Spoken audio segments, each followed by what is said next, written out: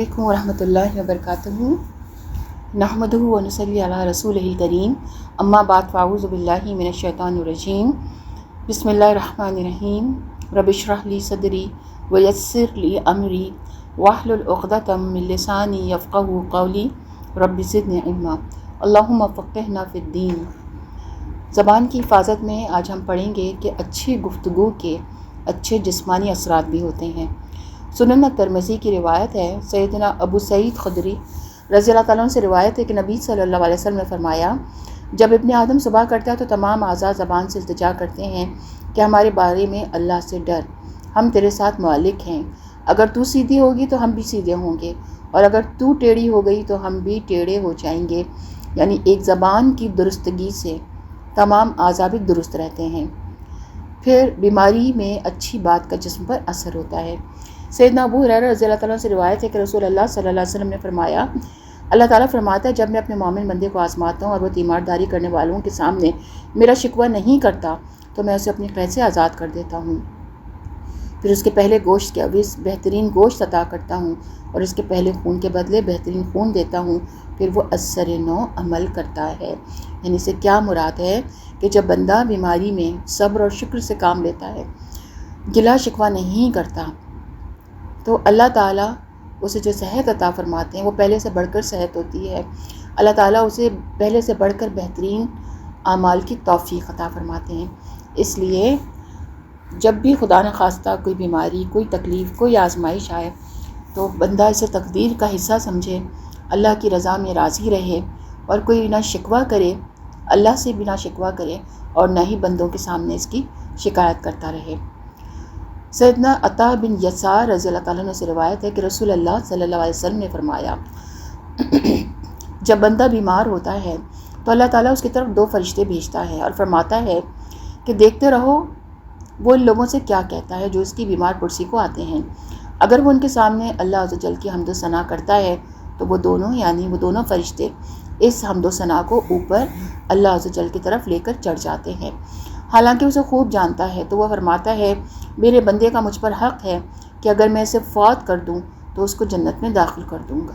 اور اگر میں اسے شفا دوں گا تو اسے اس کے پہلے گوشت سے اچھا گوشت اور اس کے پہلے خون سے اچھا خون عطا کروں گا، اور میں اس سے اس کی برائیوں کو دور کر دوں گا۔ صحیح مسلم کی روایت ہے، سیدنا جابر بن عبداللہ رضی اللہ تعالیٰ عنہ بیان کرتے ہیں کہ رسول اللہ صلی اللہ علیہ وسلم ام صائب یا ام مسیب کے ہاں تشریف لائے۔ آپ صلی اللہ علیہ وسلم نے فرمایا، اے ام صائب یا ام مسیب، تمہیں کیا ہوا، تم کانپ رہی ہو؟ اس نے عرض کیا، بخار ہے، اللہ اس میں برکت نہ کرے۔ تو آپ صلی اللہ علیہ وسلم نے فرمایا، بخار کو برا نہ کہو، کیونکہ بخار بنی آدم کے گناہوں کو اس طرح دور کرتا ہے جس طرح بھٹی لوہے کی میل کچیل دور کر دیتی ہے۔ اعوذ باللہ پڑھنے سے غصے کا زائل ہو جانا۔ سیدنا سلیمان بن سرو رضی اللہ تعالیٰ عنہ کہتے ہیں کہ 2 آدمیوں نے نبی صلی اللہ علیہ وسلم کے نزدیک گالی گلوچ کیا، ہم بھی وہاں پر بیٹھے ہوئے تھے۔ اس وقت ان میں سے ایک دوسرے کو غصے کی حالت میں گالی دے رہا تھا اور اس کا چہرہ سرخ ہو گیا تھا، تو نبی صلی اللہ علیہ وسلم نے فرمایا، میں ایک ایسا کلمہ جانتا ہوں، اگر یہ اسے کہہ دے تو اس کی یہ غصے کی حالت چلی جائے گی۔ اگر یہ اعوذ باللہ من الشیطان الرجیم کہہ لے۔ لوگوں نے اس آدمی سے کہا، کیا تو سن رہا ہے نبی صلی اللہ علیہ وسلم کیا فرما رہے ہیں؟ اس نے کہا، میں دیوانہ نہیں ہوں۔ اللہ اکبر۔ بہت کچھ ہے اس میں سیکھنے کے لیے۔ صحیح بخاری کی یہ حدیث ہے کہ نبی اکرم صلی اللہ علیہ وسلم نے کیا فرمایا کہ غصے کی حالت میں غصہ دور کرنے کے لیے اعوذ باللہ من الشیطان الرجیم پڑھ لینا چاہیے۔ کیوں؟ کیونکہ غصہ شیطان کی طرف سے ہے اور شیطان آگ سے بنا ہوا ہے۔ تو جب انسان غصے کی حالت میں آتا ہے اور یہ غصہ جیسے جیسے بڑھتا چلا جاتا ہے، شیطان اس کے اندر ایک آگ سے بھڑکاتا چلا جاتا ہے اور اسے پھر پتہ بھی نہیں چلتا کہ وہ کیا کیا باتیں کہہ گیا اور کیا کیا کچھ کر گیا۔ اور یہاں واضح طور پہ پتہ چلتا ہے کہ جب نبی اکرم صلی اللہ علیہ وسلم نے یہ فرما دیا کہ اعوذ باللہ من الشیطان الرجیم پڑھ لیا جائے، تو اس شخص پر شیطان کا کس قدر غلبہ تھا کہ وہ کہتا ہے، میں کوئی دیوانہ نہیں ہوں۔ یعنی عموماً کیا ہوتا ہے کہ جب آپ کسی کو کہیں کہ آپ اعوذ باللہ پڑھ لیں شیطان کو بھگانے کے لیے، تو بجائے اس کے کہ ہم اس نصیحت کے اوپر ٹھنڈے دل سے غور کریں اور اس کلمے کو پڑھ لیں، انسان ایک دم سے مزید غصے میں آ جاتا ہے کہ اچھا کیا میرے اوپر شیطان سوار ہے، کیا مجھے پاگل پن کا دورہ پڑا ہوا ہے جو میں اس طرح کروں، جبکہ ہمیں یہ معلوم ہونا چاہیے، ہوش و حواس کی حالت میں ہمیں اس چیز کا مکمل طور پر ادراک ہونا چاہیے کہ غصے کی حالت میں ہمیں کیا کرنا چاہیے۔ ہم بہت زیادہ خوش ہوں تو ہمیں کیسا بیہیو کرنا چاہیے، جب غمگین ہوں تو اس وقت ہمیں کیا کرنا چاہیے، جب غصے کی حالت میں ہوں تو ہمیں کیا کرنا چاہیے، اور یہ ساری چیزیں صرف سیکھنے سے پتہ چلتی ہیں۔ ہاں، اگر غصے کی حالت میں آپ کسی کو کہیں اچھا چلو اعوذ باللہ پڑھو جلدی سے، وہ کہنے کا انداز بھی ہمارا حکمت والا ہونا چاہیے، لیکن ہم یہاں دیکھ رہے ہیں کہ جب شیطان کا غلبہ بہت زیادہ بڑھ جاتا ہے تو اس وقت انسان کو کسی کی بات سمجھ نہیں آتی، حالانکہ یہاں پہ بتانے والی ذات نبی اکرم صلی اللہ علیہ وسلم کی ذات تھی۔ اس لیے اس چیز کا بخوب اندازہ لگا لیں کہ غصے میں انسان کی ذہنی حالت کیا سے کیا ہو جاتی ہے۔ چوٹ لگنے پر بسم اللہ پڑھنے کا اثر۔ سیدنا طلحہ کہتے ہیں کہ احد کے دن مجھے تیر لگا تو میں نے ہس کیا، جیسے ایک سی کسی آواز نکلتی ہے نا، ایک تکلیف ہوئی۔ رسول اللہ صلی اللہ علیہ وسلم نے فرمایا اگر تم بسم اللہ کہتے تو فرشتے تمہیں اٹھا لیتے اور لوگ دیکھ رہے ہوتے۔ یعنی یہ معجزات آپ صلی اللہ علیہ وسلم کے دور میں ممکن تھے کہ اگر فرشتے ان کو اٹھا لیتے تو لوگوں کو وہ اٹھے ہوئے نظر بھی آتے، جیسے کہ ایک اور حدیث سے پتہ چلتا ہے کہ ایک مرتبہ ایک صحابی حالت جنابت میں جنگ کے میدان میں چلے گئے تھے، یعنی رات ہی ان کی شادی ہوئی تھی، انہوں نے جیسے علم ہوا کہ جہاد کا اعلان ہوا ہے تو وہ فوراً سے اپنی نئی دلہن کو چھوڑ کر جہاد میں شامل ہو گئے تھے، اور اسی حالت میں وہ شہید ہو گئے تھے۔ اور پھر بعد میں صحابہ کرام نے دیکھا کہ ان کی میت جو ہے وہ زمین سے تھوڑی سی اوپر اٹھی ہوئی ہے اور اس میں سے پانی ٹپک رہا ہے، تو آپ صلی اللہ علیہ وسلم نے فرمایا تھا کہ اس کی میت کو فرشتے غسل دے رہے ہیں، یعنی لوگوں نے اپنی نگاہوں سے دیکھا تھا۔ اور اس میں سیکھنے کے لیے ہمارے لیے کیا سبق ہے کہ کوئی تکلیف ہو، کوئی چوٹ لگے، کوئی ٹھوکر لگ جائے،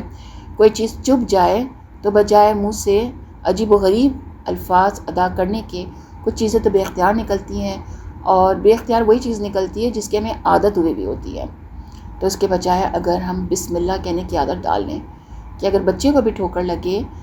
یا ہمارے ساتھ کچھ ایسی چیز ہو تو فوراً سے کہہ دینا چاہیے بسم اللہ، تو اس سے کیا ہوتا ہے اللہ تعالیٰ کی تائید، فرشتوں کی مدد سب شامل حال ہو جاتی ہے۔ پھر بری گفتگو کے بھی برے اثرات ہوتے ہیں، کیسے؟ صحیح بخاری کی حدیث ہے، سیدنا ابن عباس رضی اللہ عنہما سے روایت ہے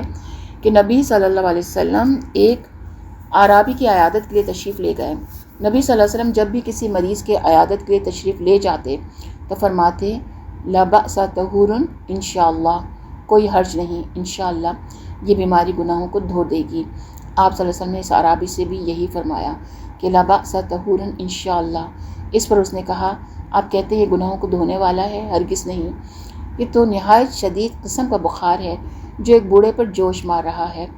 اور اسے قبر کی زیارت کرائے بغیر نہیں چھوڑے گا۔ نبی صلی اللہ علیہ وسلم فرمایا اچھا تو پھر یوں ہی ہوگا۔ اللہ اکبر، کتنی ڈرانے والی بات ہے اور کتنا کچھ سیکھنے کے لیے ہے کہ جب تسلی دینے والی ذات نبی اکرم صلی اللہ علیہ وسلم کی ہے، فرمایا کہ جب بھی کوئی بیماری ہو تو یہ دعا دینی چاہیے کہ لا بأس طہور انشاءاللہ، یعنی کہ انشاءاللہ کوئی حرج نہیں، یہ بیماری گناہوں کو دھو ڈالے گی۔ تو انسان کو اس کا اچھا گمان رکھنا چاہیے کہ ہاں انشاءاللہ یہ بیماری، یہ تکلیف جو بھی آئی ہے اللہ کی مرضی سے آئی ہے، تقدیر کا حصہ ہے، اور یقیناً میرے گناہوں کو دھونے کے لیے آئی ہے، میرے درجات کو بلند کرنے کے لیے آئی ہے، یہ گمان رکھنا چاہیے، بجائے اس کے کہ نہیں یہ بیماری تو مجھے قبر میں پہنچا کے ہی چھوڑے گی، یا مجھے بس اب یہ نقصان خدا نخواستہ پہنچ کے ہی رہنے والا ہے۔ تو پھر اللہ تعالیٰ بندے کے ساتھ اس کے گمان کے مطابق ہوتا ہے۔ ہمیشہ اچھا گمان رکھیں اور ہمیشہ اچھی بات زبان سے نکالیں، یعنی بظاہر سامنے واضح طور پر ایک ناپسندیدہ چیز نظر آ بھی رہی ہو تو بھی انسان کو اچھا گمان کرنا چاہیے، اچھے الفاظ ہمیشہ زبان سے ادا کرنا چاہیے۔ بڑی سے بڑی مشکل، بڑی سے بڑی آزمائش پر خود بھی تسلی کی حالت میں رہنا چاہیے اور دوسروں کو بھی تسلی کی حالت میں رکھنا چاہیے، بجائے اس کے کہ ہم شور شرابہ کرنے لگ جاتے ہیں، پینک کرنے لگ جاتے ہیں، فوراً سے ایک ہنگامہ کھڑا کر دیتے ہیں۔ کہنا چاہیے نہیں، یہ اسی طرح ہونا تھا اور اس میں اللہ کی کوئی مرضی ہوگی، یقیناً یہ بہتری کے لیے ہے۔ مثلاً اگر ایک پلیٹ بھی ہاتھ سے چھوٹ کے گر گئی اور ٹوٹ گئی تو بجائے ناراض ہونے اور شور شرابہ کرنے کے سب سے بہتر کلمہ تو یہ ہے کہ چھوٹا سا بھی نقصان ہو تو کہنا چاہیے انا للہ و انا الیہ راجعون، کیونکہ ہم نے تو یہ صرف سمجھ لیا ہے کہ کسی کی موت کے وقت ہی پڑھنا چاہیے، کسی بھی نقصان کے وقت یہ کلمہ ہمیں پڑھ لینا چاہیے، پرسکون رہنا چاہیے اپنی تکلیف پر بھی، بیماری پر بھی، کہ نہیں انشاءاللہ تعالیٰ یہ بیماری مجھے گناہوں سے نجات دینے کے لیے آئی ہے، تو انشاءاللہ پھر اللہ تعالیٰ اس بندے کے لیے آسانیاں بھی فرماتے ہیں، اس کے گناہوں کو بھی معاف فرماتے ہیں، اور پھر اس کے لیے برکتیں اور بشارتیں بھی ہوتی ہیں۔ تو ہر حال میں اپنی زبان سے خیر کا کلمہ نکالنا ہے ہم نے، چاہے خوشی ہو چاہے خدا نخواستہ کوئی غمی ہو۔ اللہ تعالیٰ ہم سب کو ان تمام باتوں پر عمل کرنے کی بہترین طور پہ توفیق عطا فرمائے، اور ہمیں اپنی زبان کی بھرپور حفاظت کرنے کی توفیق عطا فرمائے، آمین۔ وآخر دعوانا ان الحمد للہ رب العالمین۔ سبحانک اللہم و بحمدک، اشہد لا الہ الا انت، استغفرک و اتوب الیک۔ السلام علیکم ورحمۃ اللہ وبرکاتہ۔